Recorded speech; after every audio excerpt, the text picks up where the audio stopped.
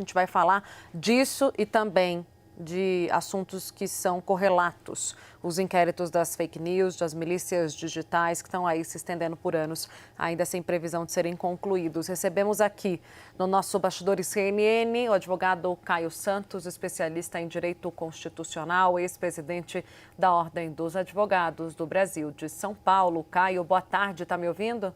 Boa tarde, Tainá, ouço muito bem. Caio, eu queria primeiro, é claro, a sua avaliação como advogado. Deve ter visto que a gente estava conversando aqui sobre as implicações referentes a essa última operação da Polícia Federal.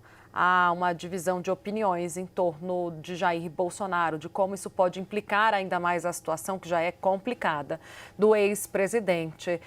Essas revelações recentes, na sua avaliação sobre a tratativa de um plano de execução de presidente, vice-presidente, ministro do Supremo Tribunal Federal, pode complicar ainda mais a vida do ex-presidente, visto que esse inquérito ainda não foi concluído. A Polícia Federal deve apresentar o relatório final com o indiciamento dessas pessoas até o final do mês. Como é que você enxerga Jair Bolsonaro no meio desse debate sobre a trama golpista e agora a revelação desse plano de execução de autoridades?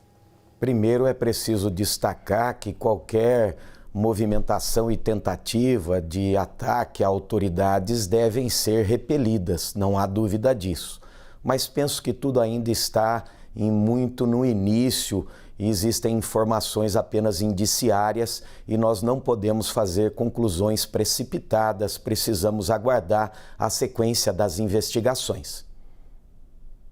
Bom, vamos falar agora sobre esses dois inquéritos que eu mencionei, que são constantemente alvos de crítica sobre fake news e milícias digitais, né? Queria que você trouxesse um pouco sobre justamente a sua avaliação sobre essa reta final, ou se já podemos falar em reta final, já que são inquéritos que se prolongam por tantos anos, Caio? Não há dúvida que o grande incômodo, né, é o tempo de duração destes inquéritos. São dois inquéritos, um iniciado em 2019, o outro em 2021, e quanto maior o tempo de duração de um inquérito, geram-se muitas expectativas. Infelizmente, nós não temos um prazo definido na lei para o início e término de um inquérito, e é muito natural que investigações complexas como essa venham seguidas de pedidos de prorrogações que têm sido feitos pelos investigadores, pelas autoridades competentes. Mas a grande expectativa é a expectativa da conclusão destes dois inquéritos, para que as provas efetivas sejam apresentadas e que nós possamos, então, ver o encaminhamento de eventual punição àqueles que tenham praticado algum crime. A Luísa Martins, que é a nossa setorista de judiciário, vai fazer uma pergunta, depois o Pedro Venceslau. Luísa. Doutor, boa tarde, muito obrigada pela entrevista. Doutor, eu queria saber em relação a esses inquéritos, especialmente com foco no que a gente viu ontem, né, do relatório da Polícia Federal e da própria decisão do ministro Alexandre de Moraes, que autorizou, né, a operação em relação a esse grupo de militares. O que o senhor pode nos esclarecer a respeito das críticas de que Moraes autorizou essa operação, sendo que ele próprio seria uma das supostas vítimas ali desse atentado que estava sendo planejado pelos militares?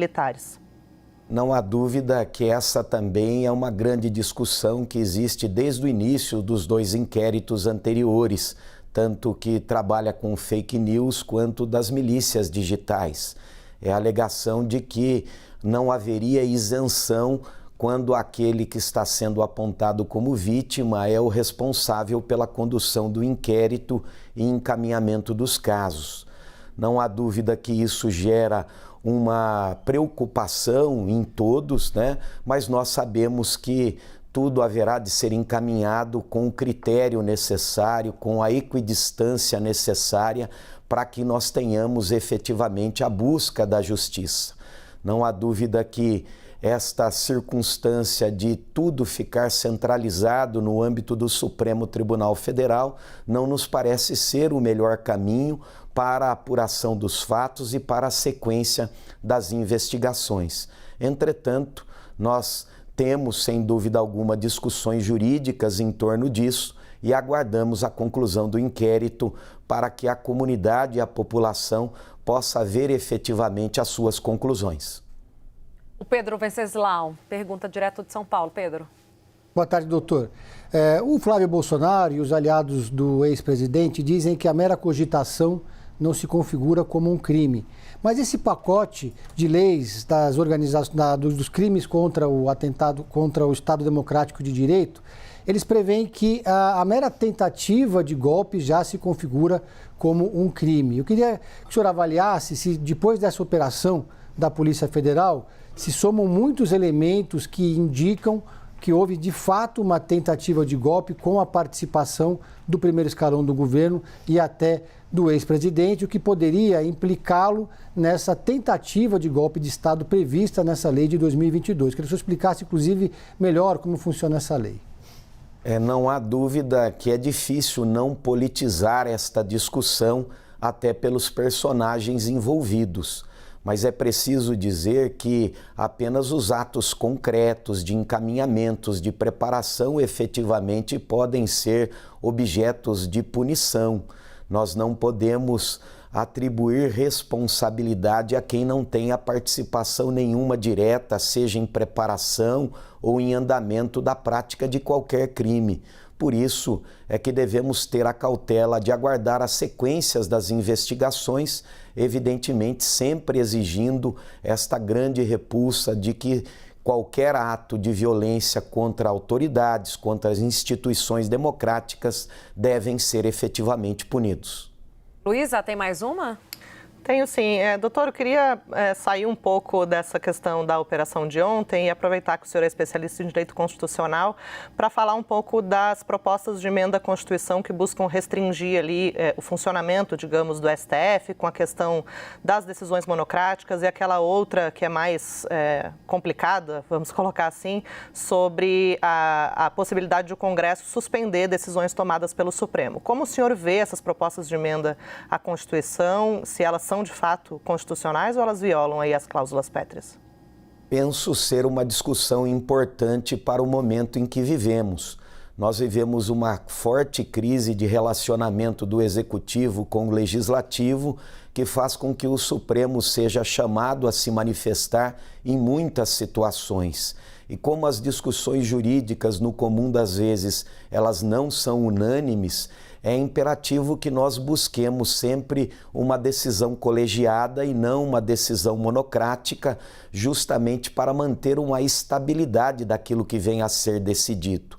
Por isso, essas discussões impulsionadas pelo Congresso Nacional, penso serem discussões atuais, importantes, para a busca de uma segurança jurídica que todos nós esperamos. Obrigada. Conversamos com Caio Santos, advogado, especialista em direito constitucional, também ex-presidente da OAB São Paulo. Obrigada, doutor. Até uma próxima. Muito obrigado.